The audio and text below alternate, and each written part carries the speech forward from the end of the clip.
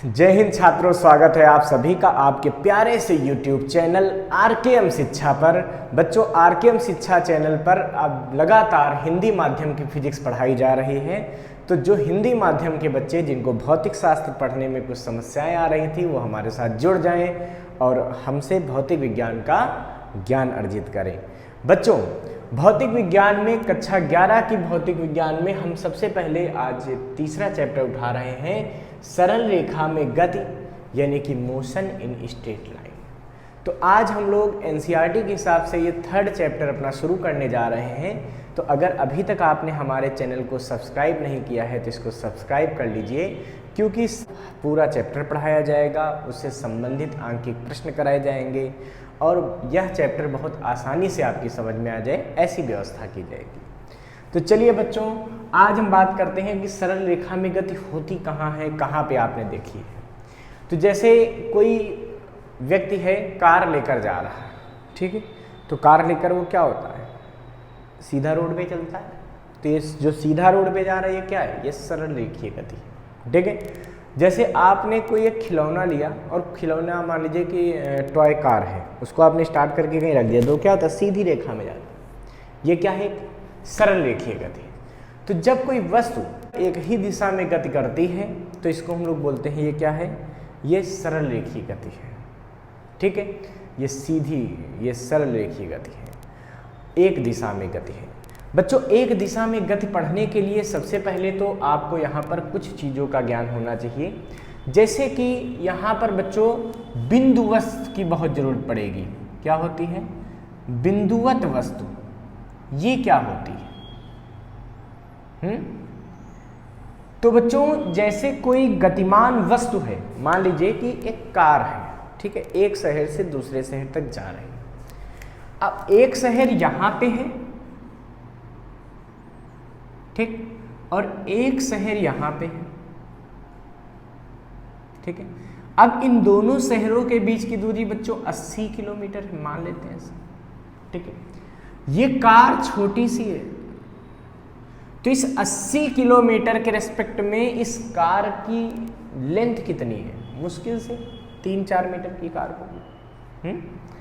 तो इस कार के लिए ये दूरी क्या है, बहुत ज़्यादा है। तो इस दूरी के लिए ये कार बिंदुवत वस्तु का कार्य करेगी। ये कार किसका कार्य करेगी, बिंदुवत वस्तु का कार्य करेगी। कार ही नहीं, अगर यहाँ ट्रेन भी जा रही होती तो ट्रेन की लंबाई कितनी होगी, ज़्यादा से ज़्यादा 800 मीटर, 700 मीटर। तो वो भी क्या है, 80 किलोमीटर के रेस्पेक्ट में बहुत छोटी है, तो उसको भी हम बिंदुवत वस्तु मान सकते हैं, ठीक है।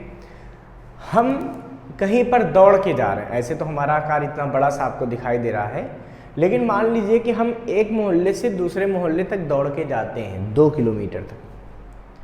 तो 2 किलोमीटर के रेस्पेक्ट में हमारा आकार क्या है, बहुत कम है, बहुत छोटा है, तो इसको भी हम बिंदुवत वस्तु मान लेंगे, ठीक है। तो बिंदुवत वस्तु क्या होती है कि जब कोई वस्तु एक स्थान से दूसरे स्थान तक जाती है तो उन स्थानों की दूरी के हिसाब से उस वस्तु का आकार बहुत छोटा होता है। ऐसी वस्तु को बिंदुवत वस्तु कह देते हैं। इसको हम लोग क्या कह देते हैं, बिंदुवत वस्तु कह देते हैं। तो बच्चों, अगला हमारे पास इसमें टॉपिक है, बिंदुवत वस्तु के बाद हमको समझना होगा निर्देशक तंत्र के बारे में। तो निर्देश तंत्र क्या होता है, तो देखिए, निर्देश तंत्र वह निकाय है, ठीक है, जिसके सापेक्ष हम किसी वस्तु की दूरी, उसकी स्थिति के बारे में, उसकी चाल के बारे में हम गणना करते हैं, उसको हम ऑब्जर्व करते हैं। इस चीज को बोलते हैं निर्देश तंत्र। किसी एक ही वस्तु की गति अलग अलग निर्देश तंत्र से देखने पर अलग अलग प्रकार की दिखाई दे सकती है।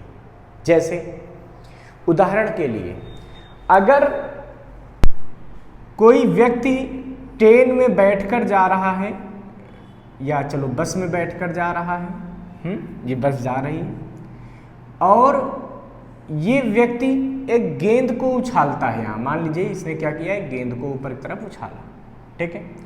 थोड़ी देर के बाद उसने गेंद को कैच कर लिया, बट हकीकत में क्या है, जब उसने गेंद को उछाला होगा उस समय बस कहीं और होगी, जब कैच करेगा उस समय वो बस कहीं और पहुंच जाएगी। क्यों? क्योंकि भाई बस भी लगातार एक समान वेग से चल रही है। तो जब वो किसी चीज़ को उछालेगा ऐसे कैच कर लेगा, आप भी बस में बैठे तो चीज़ कर सकते हैं, अगर उसकी गति एक समान है तो आप जब उछालेंगे तो वहीं पे वापस आपको वो मिल जाएगी। तो इसके लिए इस वस्तु की गति कैसी दिखेगी? इसके लिए इस वस्तु की गति ऊर्ध्वाधर दिखेगी। यानी कि बस में बैठा अगर कोई व्यक्ति गेंद को उछालता है तो उसको उस गेंद की गति कैसी दिखती है? ऊर्ध्वाधर, जबकि बस एक समान चाल से चल रही होती है। इसका मतलब उछालेगा यहाँ तो कैच करेगा यहाँ, क्योंकि बस कुछ दूरी चल चुकी है। लेकिन जो व्यक्ति यहाँ बाहर बैठा होगा ना बच्चों, उसको अगर इस गेंद की गति दिखाई देगी तो उसको इस गेंद की गति कुछ ऐसे दिखाई देगी।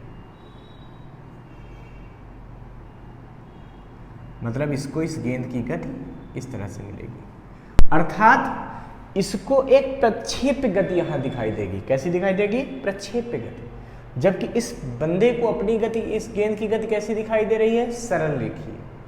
तो इसका निर्देश तंत्र अलग था तो इसको सरलरेखीय गति दिखाई दी। इसका निर्देश तंत्र दूसरा है तो इसको उसी की गति कैसी दिखाई दी? प्रक्षेपक गति दिखाई दी।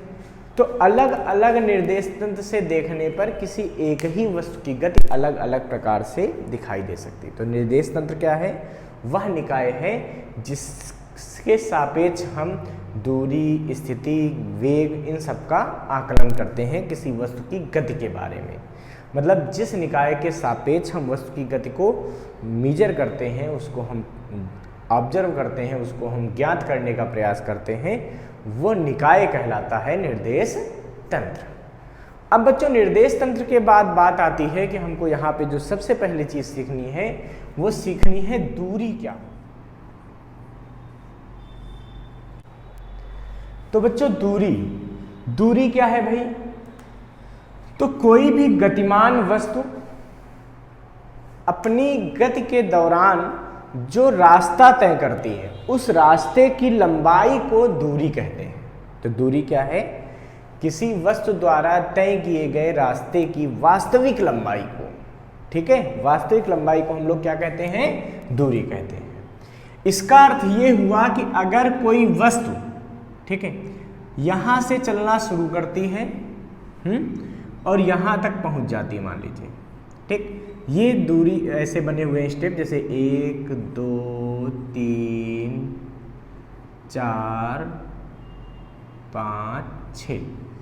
तो ये वस्तु अगर यहाँ से चलना शुरू करती है और यहाँ तक पहुँच जाती है तो ये कितनी दूरी तय करेगी? इसकी दूरी कितनी होगी? इसकी दूरी होगी 4 मीटर। अगर ये चिन्ह मीटर के बने हैं तो,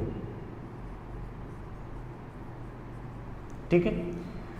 अब सपोज कर लेते हैं कि यही ऑब्जेक्ट चलना यहाँ से शुरू करता है, ठीक है, हमने इसको कुछ मोशन दे दिया और ये यहाँ से चलता चलता चलता चलता यहाँ तक आया। यहाँ पे कोई वाल थी, उससे टकराया और टकराने के बाद ये क्या थी? ये दीवार से टकराने के बाद ये यहाँ पे आके रुक गया। अब देखिए वस्तु ने कितनी दूरी तय की है। तो बच्चों देखिए 6 मीटर ये गया है और 2 मीटर वापस लौटा है, यानी कि कुल दूरी इसने तय की 8 मीटर की। यानी कि इस अवस्था में जो अगर ये सब दूरियां मीटर में लिखी हों तो तय की गई जो दूरी आई है वो कितनी आ गई है? वो आ गई है 8 मीटर, ठीक है। अब अगर ऐसे ही सोचें कि एक कोई वस्तु है जो कि वृत्ताकार गति से ऐसे मार्ग में गई है, ठीक है, ये वृत्ताकार मार्ग में ऐसे चलते हुए यहाँ से यहाँ तक पहुँच गई, ठीक है। और इस वृत्ताकार मार्ग की जो त्रिज्या है वो क्या है बच्चों? ये त्रिज्या r है। ये वृत्ताकार मार्ग की त्रिज्या क्या है? ये त्रिज्या यहाँ पे r है, ठीक है। और ये अर्धवृत्त में ऐसे चली गई। ये a और b, मान लीजिए वो a से b तक जाता है। तो इस अवस्था में वस्तु द्वारा तय की गई दूरी कितनी होगी? तो भाई सोचो उसके रास्ते की लंबाई होती दूरी, तो ये रास्ता उसने लिया है। तो ये रास्ता लिया है, तो यहाँ पे बच्चों दूरी कितनी आ जाएगी? ये दूरी आ जाएगी पाई आर। क्यों? क्योंकि ये उसकी क्या हो जाएगी? परिधि हो जाएगी। तो परिधि हो गई पाई आर। बच्चों इन दोनों केसों में अगर आपने ध्यान दिया हो तो एक सबसे बड़ी बात निकल के आई थी कि वस्तु यहाँ से चली और यहाँ पहुँची तो कितनी दूरी तय की गई थी? यहाँ पे 4 मीटर।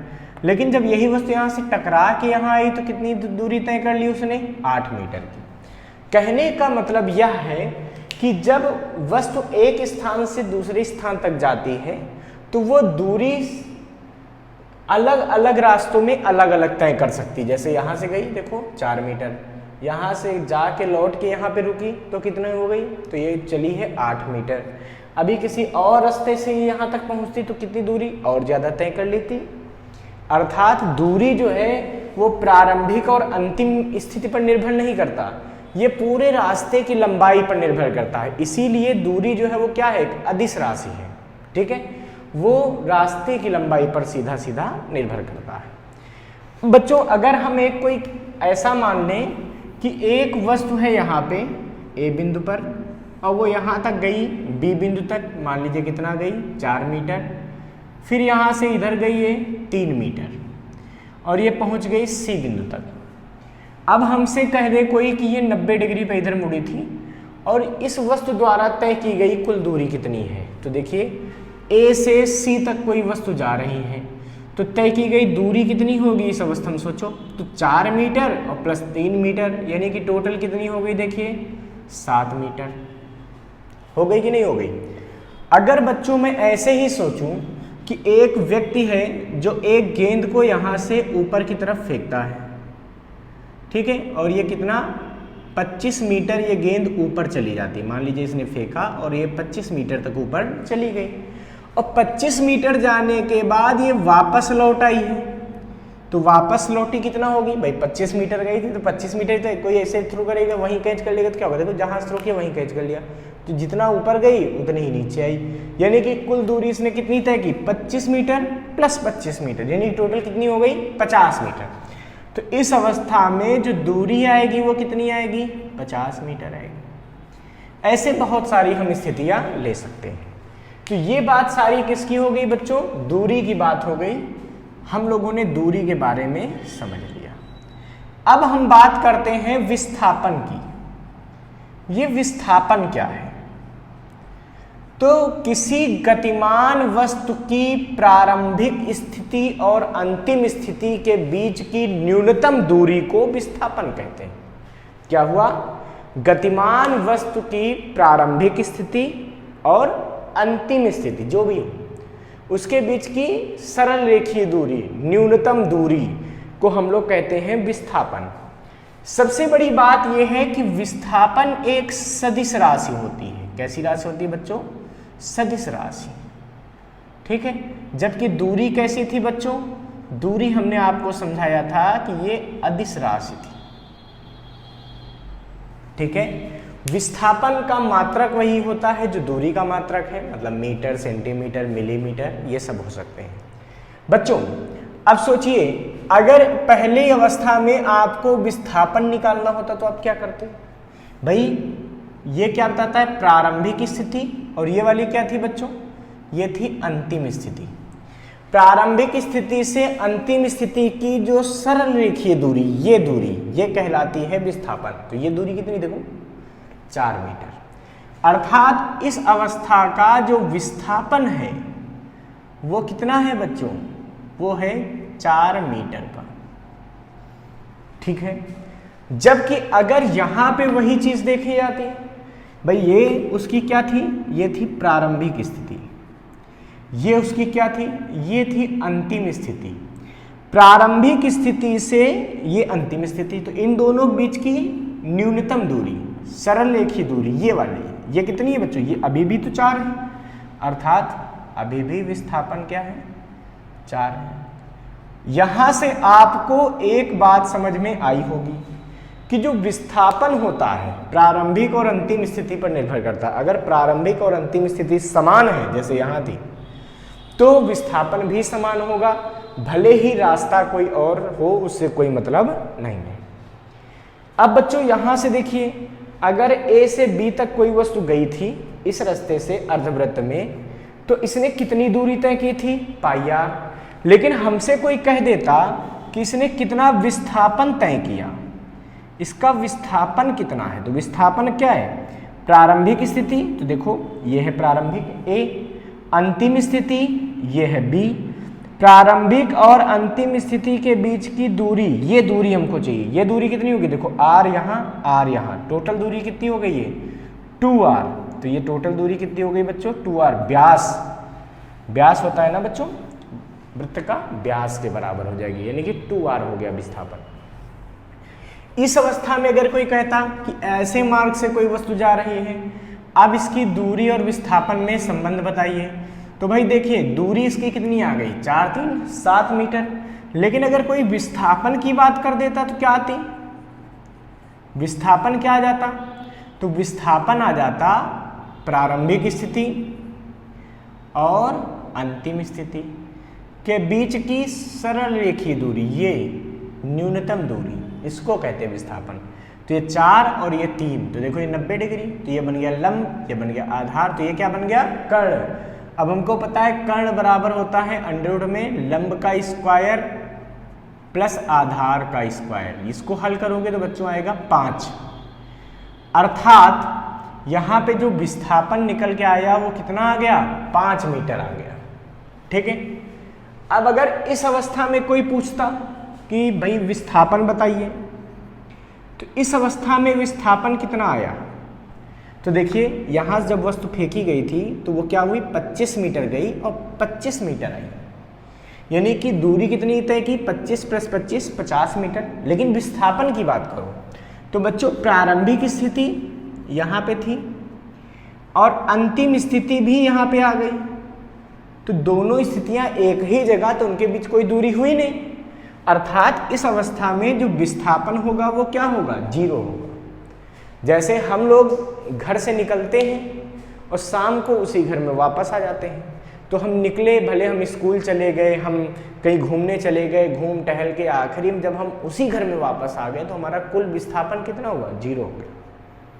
ठीक है, जबकि दूरी हुई, हम गए 20 किलोमीटर गए, टहले घूमे और वापस आए, तो 20 40 हो गया, या हो सकता है घूम घाम के लौटे हो और ज़्यादा हो सकता है।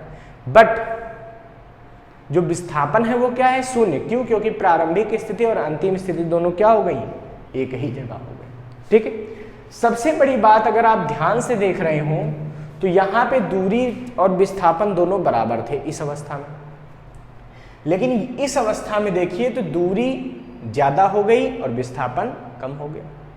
हो रहा है यहाँ पे देखो, दूरी 8 मीटर, विस्थापन केवल 4 मीटर।